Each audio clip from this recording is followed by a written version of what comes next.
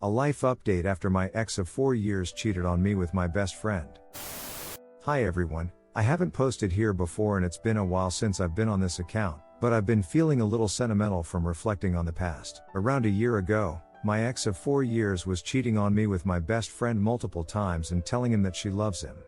After I found out, that same best friend added everyone to a private group chat to further manipulate them to their side while trying to blackmail me.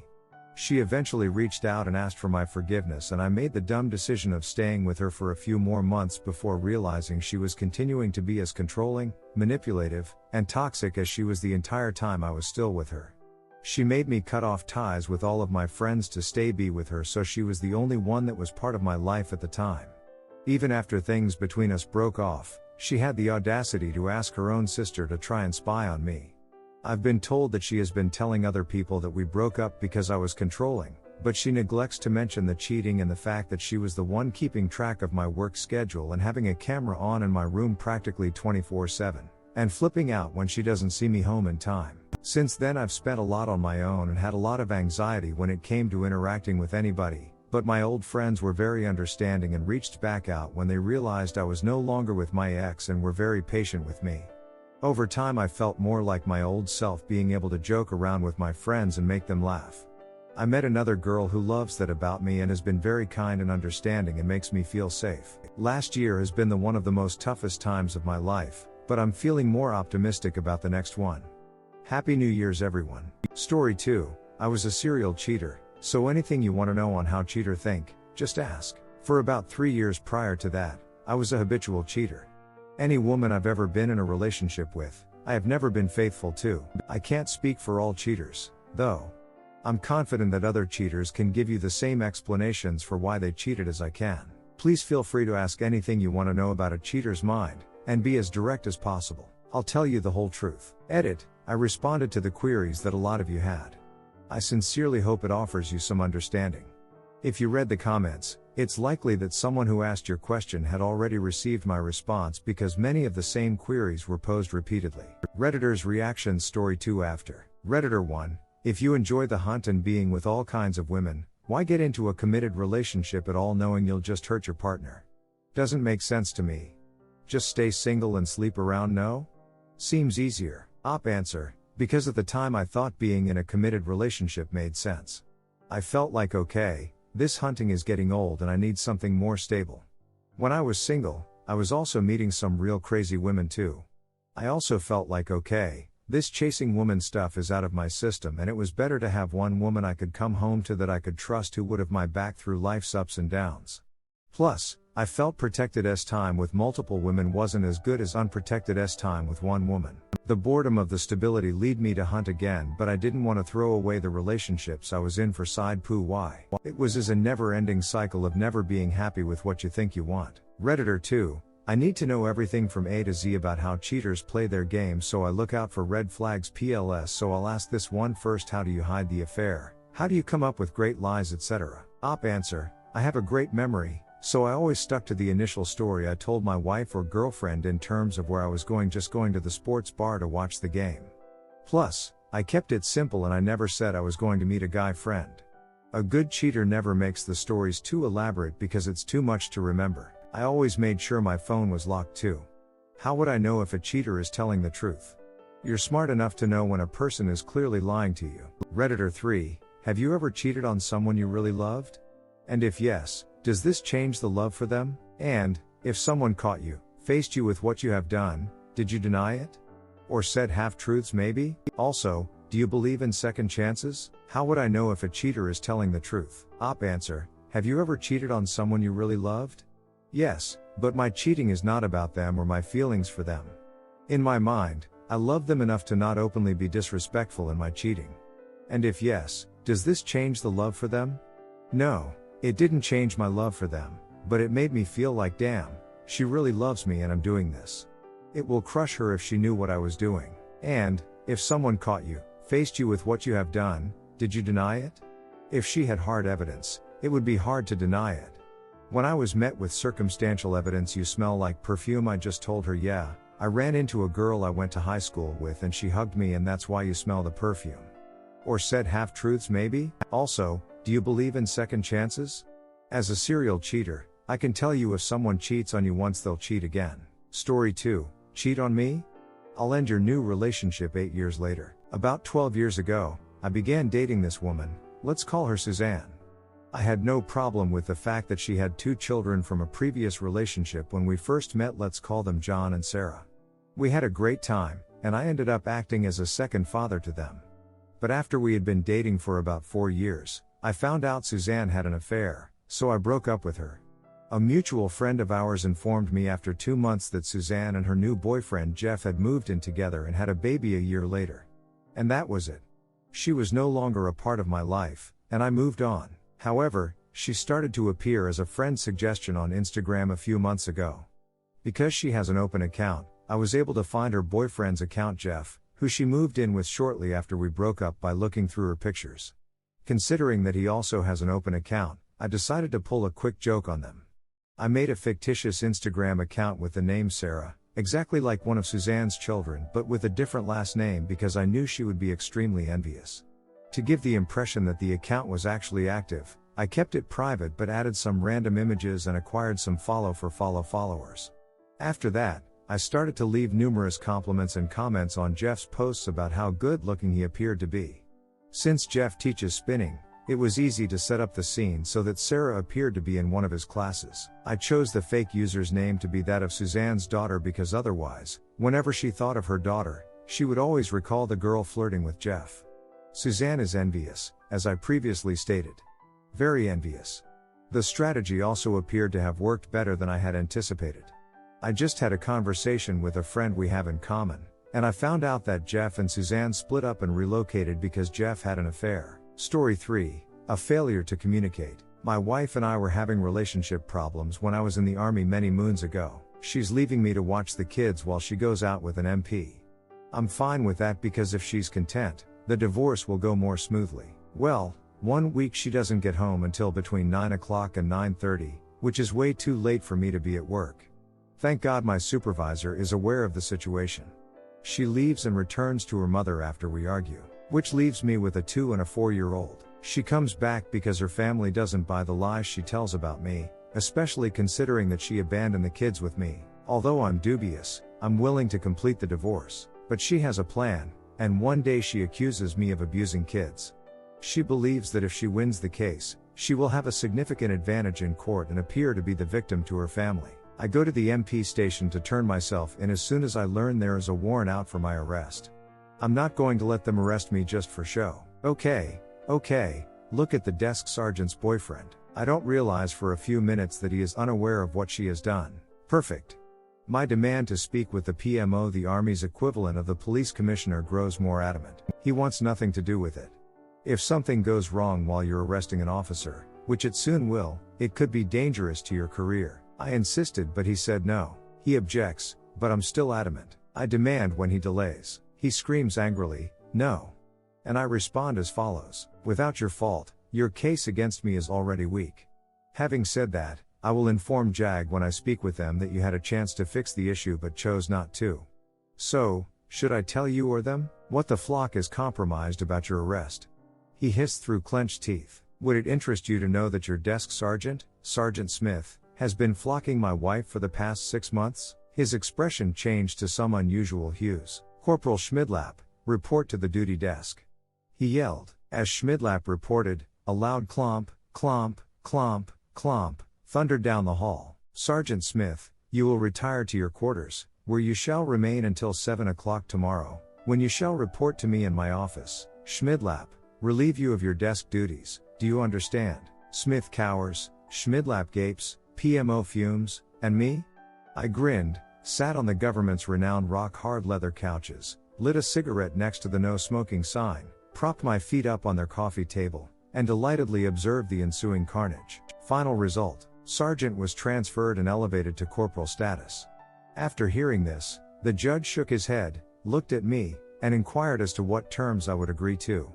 As a result, the wife now ex lost her boyfriend, lawyer who helped plan this, and the divorce. I gave him the terms of our separation agreement: child support only, no spousal support. He incorporated them into the divorce, and when the hammer struck, it was all over. Redditor's reaction. Story 4 after. Redditor 1, Seems super unfair that Sergeant Smith got punished for his girlfriend's lies.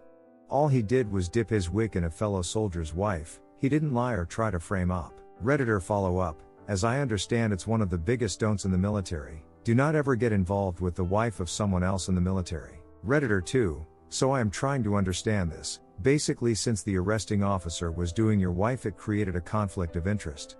But not sure why that didn't anything within the courts, how did that manage to help you with the divorce since that's a civil matter and not a military matter? Op answer, there was an attempt to fabricate child abuse charges to create a more sympathetic atmosphere for the divorce. She and her lawyer were complicit in arranging this and, while I seriously doubt that Smith was directly involved, it painted him with the same brush. Additionally, as my wife discovered, I was protected by the Soldiers and Sailors Relief Act, so she could not divorce me without my permission and under terms that I could dictate. So, she didn't get to gut my income and her BF was actively prevented from supporting her and presumed to be involved.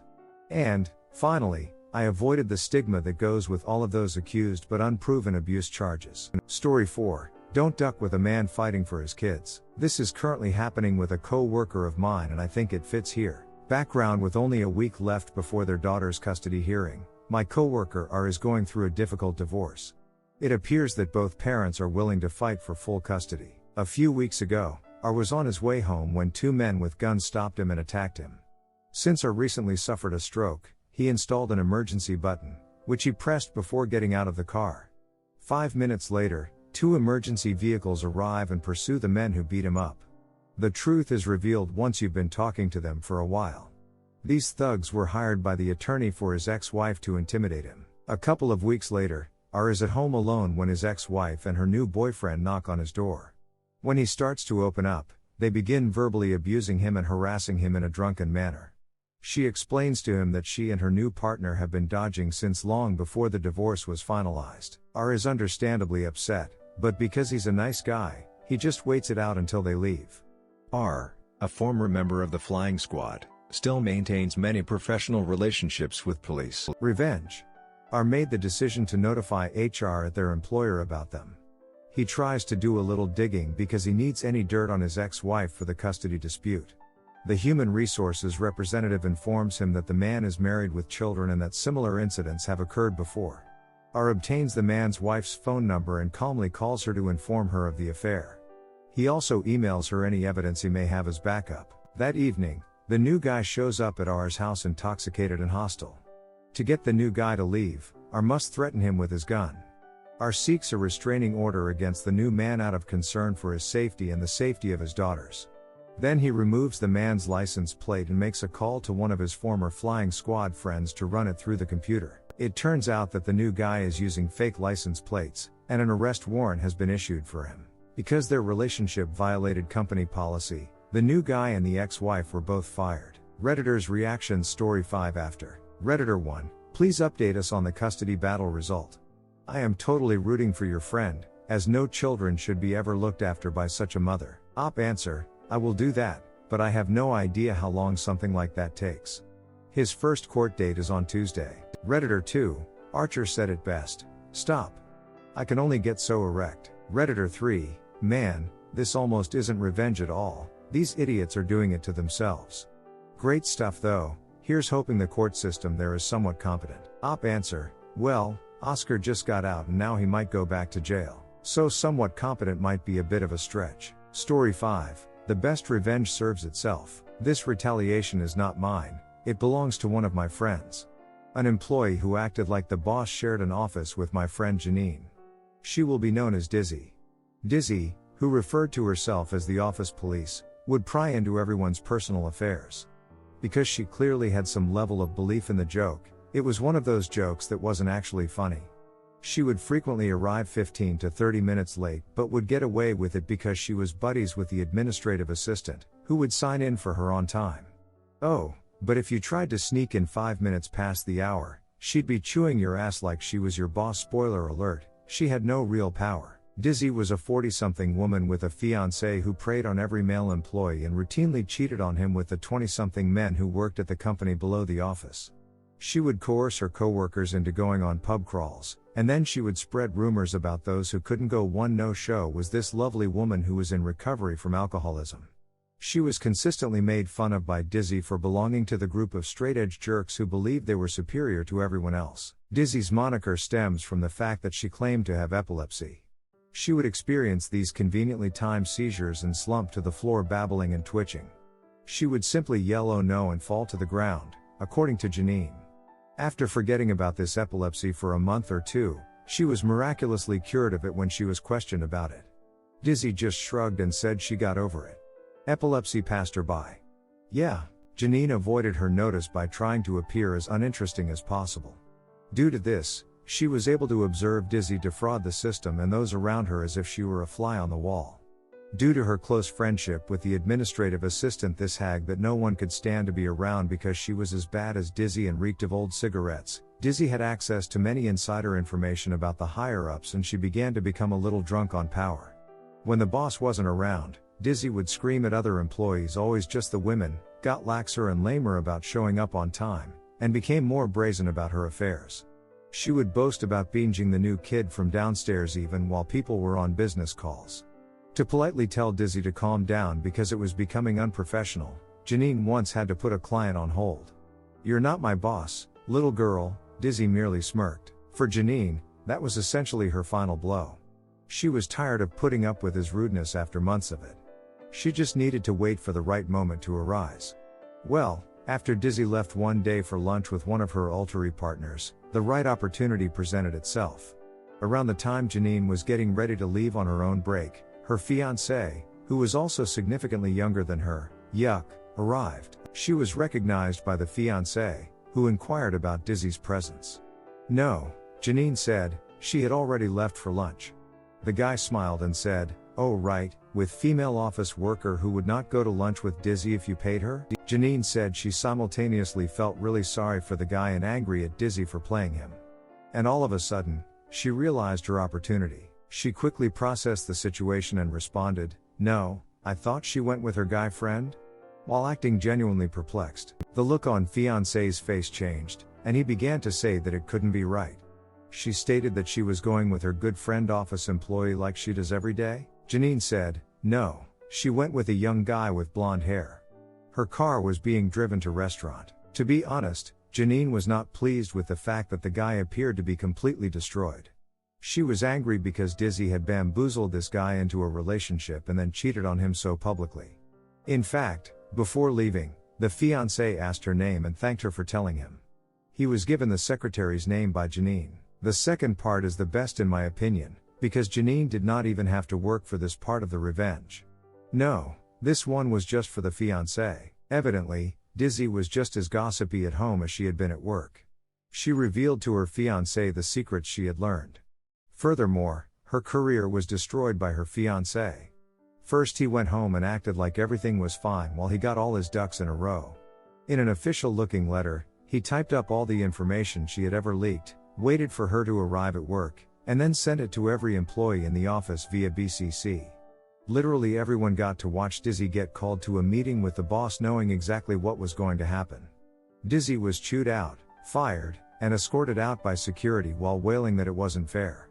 Janine hadn't known it when she started the whole revenge ball rolling, but Dizzy had been privy to some sensitive information she shouldn't have known in the first place. Investigations were conducted, and the secretary was advised to look for work elsewhere. Janine found this last part out from a coworker, a lady too nice for her own damn good who became Janine's echo chamber after the secretary betrayed her. Yes, she totally thought secretary was behind the whole thing. Lol. Dizzy came home wailing to her fiancé, who coldly informed her he knew she was cheating on him and the engagement was off. Dizzy wept and wailed, but fiancé produced pictures he had taken of her on dates with her boy toys. That was it. The last Janine heard, Dizzy had moved back in with her parents and was involved in an MLM. Karma hurts, right? Redditors' reactions. Redditor 1, using some quick thinking, she acted really befuddled and said, "No, I thought she went with her guy friend." Janine did the guy a huge favor and didn't lie. That right there should be okay in her mind. Op answer, "Oh, I agree, but she still felt really bad for hurting the guy." Janine's really empathetic. I don't know if I got it across, but the way Dizzy treated her coworkers really burned Janine's ass. That recovering alcoholic woman was really nice and brought snacks to the office every Monday. Janine said listening to her talk cheerfully to Dizzy, who had been bad-mouthing her just last night, made her really angry. But it would have depressed her to know her office friends weren't really her friends, so Janine kept her mouth shut. Redditor 2, Dizzy was a 40-something woman with a fiancé who preyed on every male in the office and regularly cheated on her fiancé with the 20-something men who worked at the business below the office. It took me several passes to parse this correctly. I kept trying to figure out how the fiancé preyed on every male in the office. Op answer, lol sorry. I guess it would be better to say Dizzy was a 40-something woman with a fiancé, yet she preyed on every male in the office. Redditor 3, what is MLM? This is awesome. I don't get how people like the flourish. What did Dizzy look like? Just curious.